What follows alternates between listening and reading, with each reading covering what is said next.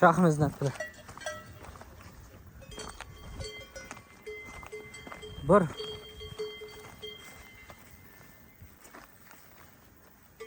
بر. بر. نه این فقط مسمار باید دیگه این که نمیشه. مسمار خدمت تیاره. ها؟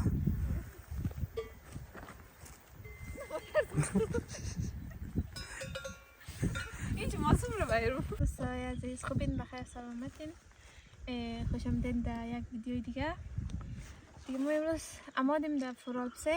اینجا قرار بود گریل کنیم یا کمک بشیم یا خوش بگذره با خوش از ما دیگه. واقعا جای قشنگه، منظرش خیلی خوب شه، ولی تنها چیزی که داره مثلا ما خبر نبودم اصلا ندیدم من در اینترنت که دریا خشک شده.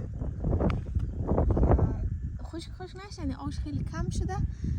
باز از خاطر اینجا دیگه آتش کدو اجازه نداریم، با اون خاطر فقط آلشتیم یک لذت ببریم دیگه. سوسو از مسیر راه که من ویدیو گرفتم بخششیم سایکین ویدیو را و بعدش ما جای دیگه موریم گریل کدو از ما باشیم دیگه تا آخر ویدیو.